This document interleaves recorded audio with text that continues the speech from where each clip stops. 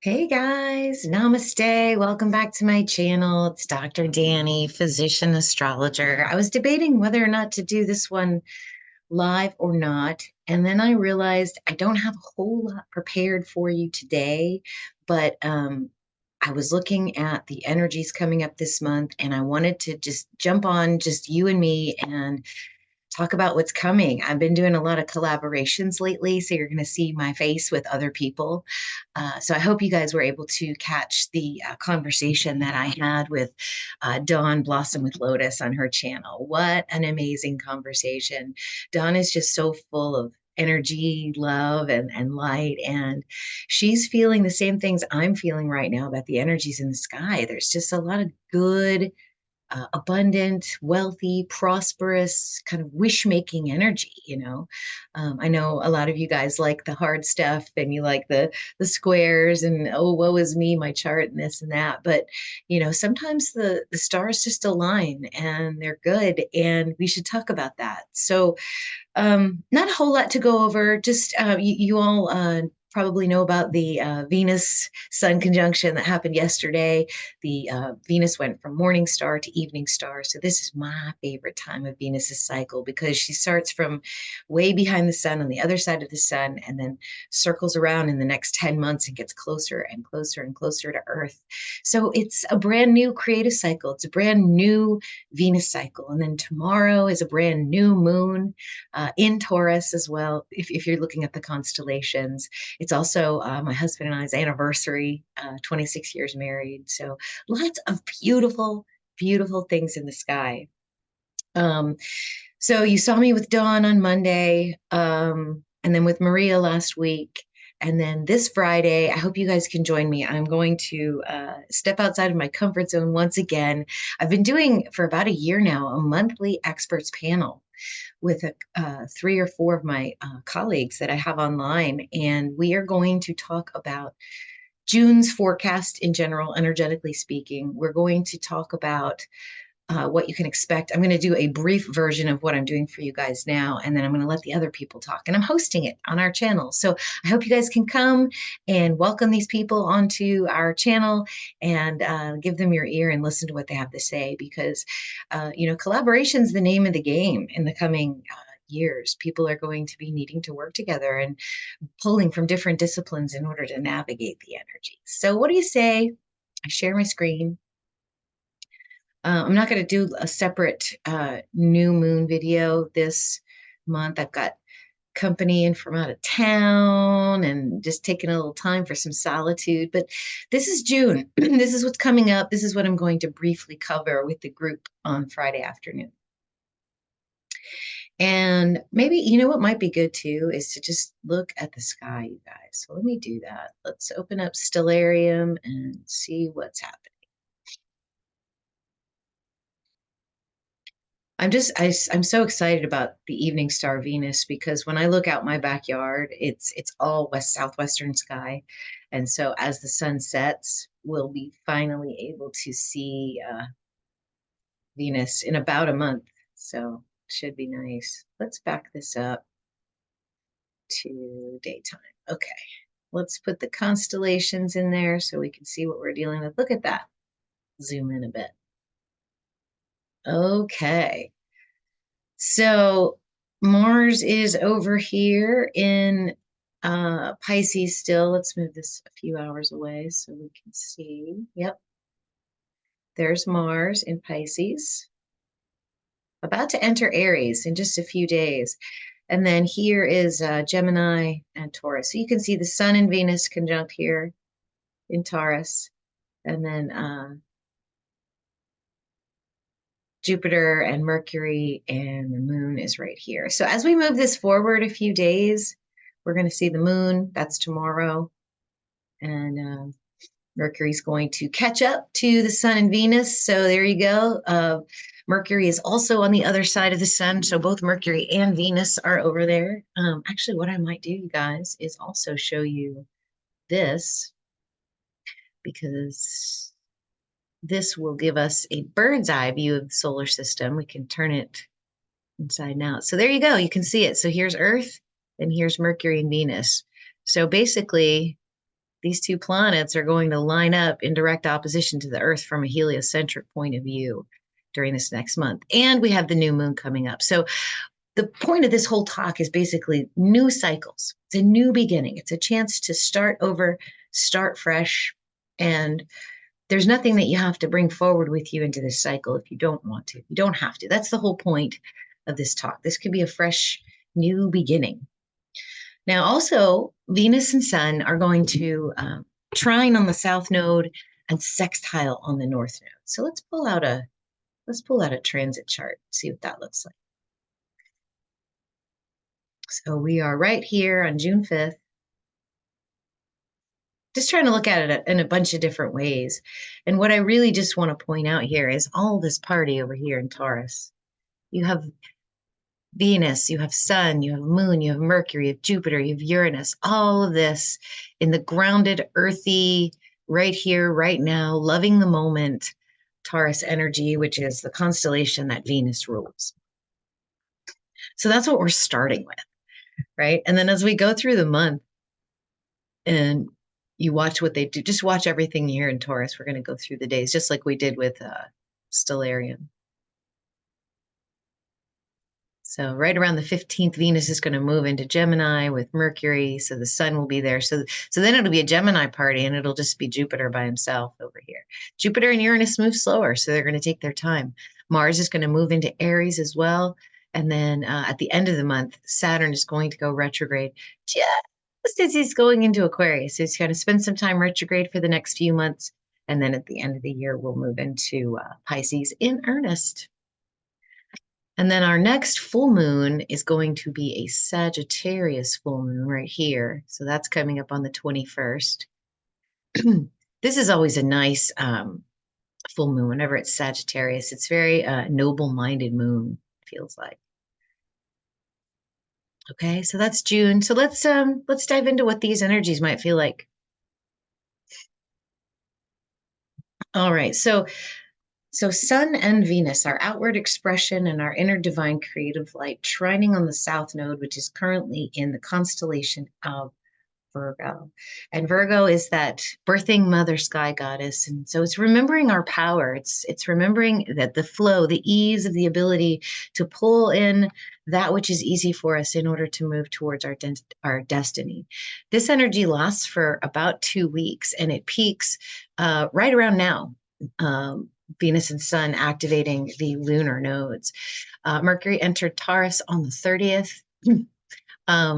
Another thing that has started, I haven't put a full line on here, but we've got Mercury and Jupiter trining onto retrograde Pluto. And a Jupiter trine Pluto energy is I've heard it called alchemical black gold, meaning it's expansive power, it's expansive transformation, and then you add Mercury in that, and you get this energy of truth and integrity and knowledge. So there's going to be not only information that you didn't know before coming through, but also information that's highly crucial for your abundance and for your ability to manifest. So you've got this nodal energy, which speaks to our destiny, and then you've got Mercury and Jupiter trining onto retrograde Pluto. And then as we get to the end of this week and into early next week, Sun and Venus are going to square onto Saturn. Okay, so this is Saturn is in Aquarius, slowing down, stationing, retrograde on the 30th. So moving much more slowly than usual, but also standing still right at the very last degrees of Aquarius and squaring on Sun and Venus. And so a square isn't always bad, right? It's just a tension. So there's something that we have to be responsible for in Aquarius. It's for the greater collective. Aquarius doesn't feel very emotional, and neither does Taurus, really. It's just a grounding it into the physical, taking responsibility for the physical manifestations that we're going to be bringing forth. And when I'm thinking about, because a lot of the themes right now are all about abundance and prosperity and wealth and luck. And so what might that mean with the Saturn? It doesn't necessarily mean that you're going to get lack or that you're going to miss out on all these energies. It just means that there's a responsibility to that. So you can be beyond abundant with wealth. You can have $1 billion, but if you don't know how to manage that money, you don't know how to protect that money, then it's going to be useless to you. It's going to be wasted. It's going to be squandered. So definitely, I think Saturn kind of brings in some of that energy. So we're going to be dealing with that for about a week. While that's happening, two big things are happening this week. Like this is where we are right now on the 5th. So just yesterday, Venus went from morning star to evening star with that Sun conjunct Venus, that Cazimi that everyone's talking about. And then tomorrow is that Taurus new moon. So we have two fresh new cycles starting right here, this very week. And it's not too late to set new intentions for your creative cycle. This is the beginning. What do you want to start? What do you want to bring into fruition? What do you want to bring into the world? And you want to do it responsibly with this square on top of that. And it's going to be for your highest purpose, your highest destiny, which is what this nodal energy speaks to. Okay, so as we get through this weekend and next week, pretty much the same energy that we're feeling today and tomorrow. But again, it's a new cycle. So start planning, start thinking, start creating, start pondering. As we move into early next week, Sun and Venus are going to start making that contact with Mercury. So Mercury's going to leave the Jupiter-Pluto trine and move into the Venus-Sun conjunction.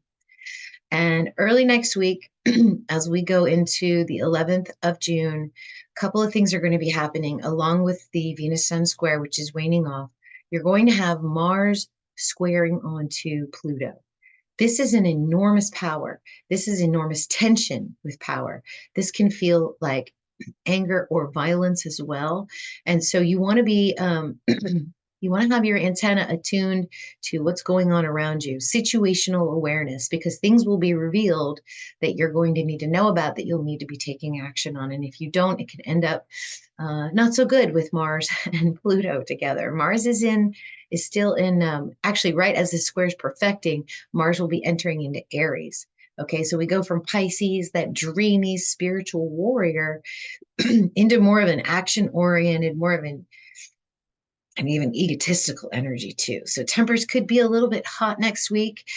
Just remember that if you're feeling that frustration, if you're feeling that anger bubbling over, try to tap into your physical body, what it needs to do. Sometimes a little exercise is always good, letting off steam. Okay, Mars is like fight or fornicate kind of energy, and so if you're feeling that frustration, try to release some of that steam in a constructive way, because as Mars enters his own house, it's going to be all action.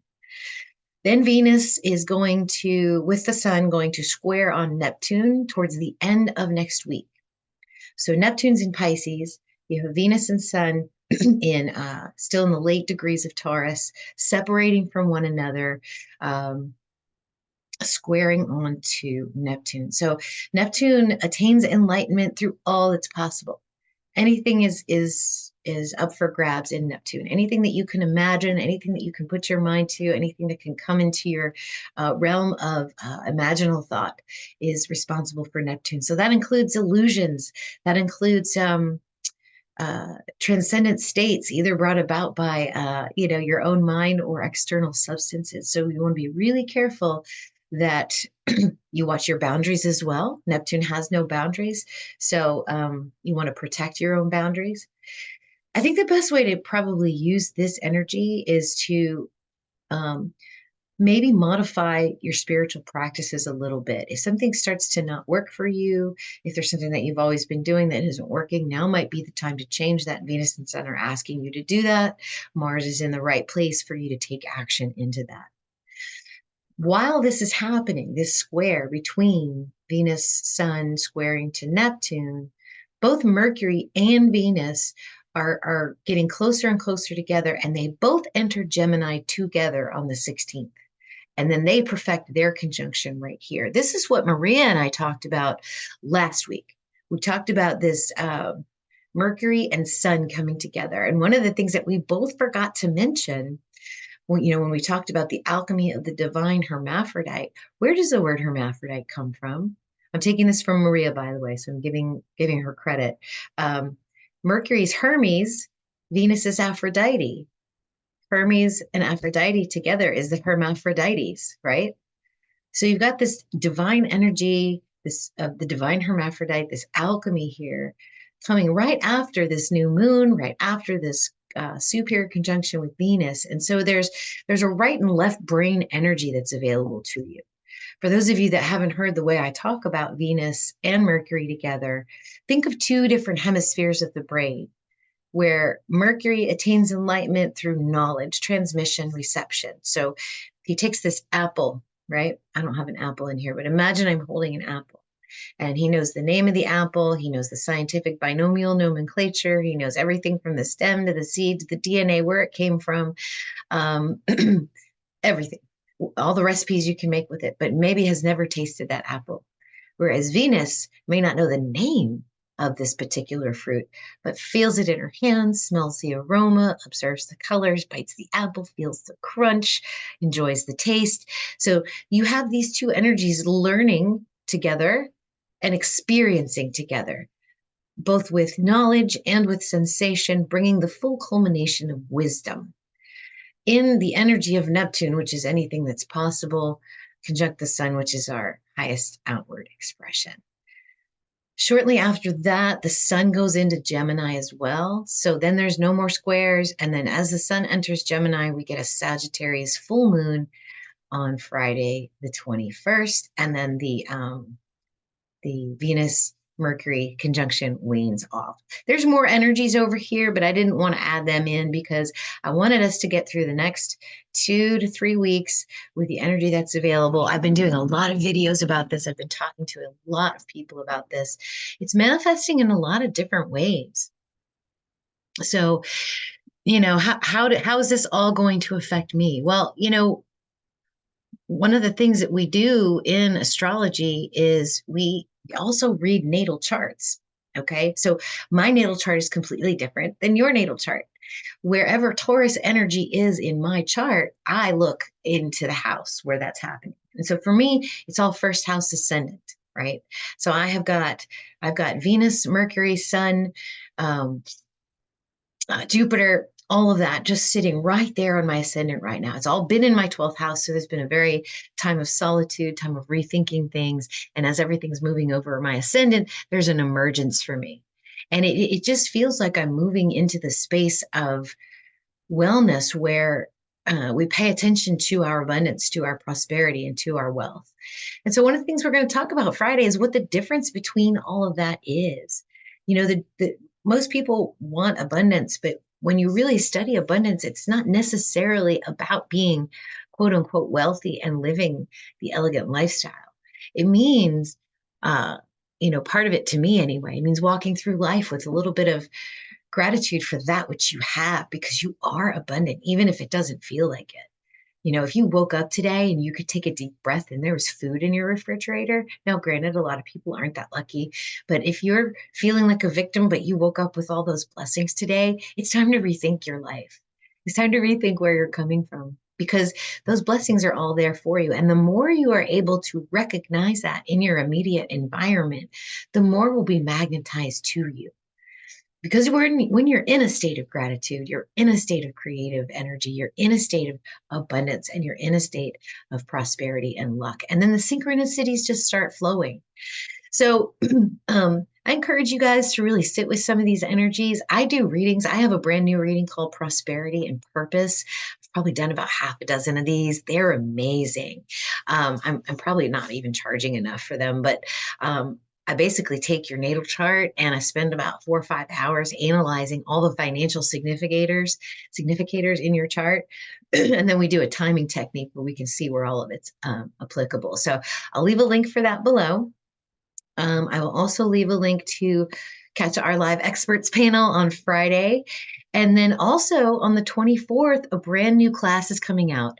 It's called Neptune Through Time and Space.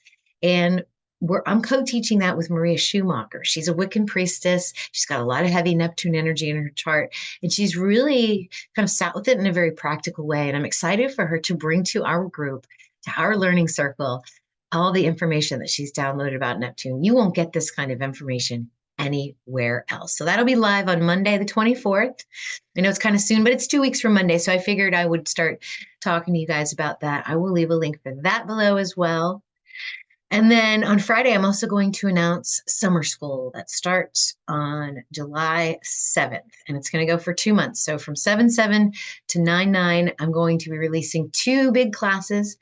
One of them is going to be financial and business astrology, and then the other one will come a little bit later, and it will be the lunar nodes and evolutionary astrology that Dawn Bird will be teaching with us. So a lot of big, exciting things coming. Um, we're getting into a modern age of Aquarius where we really have to be aware of our surroundings, of our the sky above us, and I want to provide that for you. And I want you guys to live your best life in abundance, wealth, and prosperity, and with the biggest luck, with the best luck. Okay. So until Friday, short little update for you guys. I will talk to you then. I love you all. Namaste.